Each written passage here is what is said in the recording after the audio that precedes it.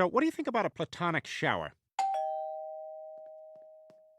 Are you Peter Griffin? Yes, sir, I am. I represent the man whose sidecar motorcycle you stole yesterday. You've piqued my interest. Go on. Unfortunately for you, that man is very, very Jewish and is suing you for everything you've got, including the Falcon.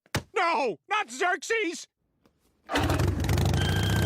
You won't get away with this. Wait till American Airlines magazine hears about this.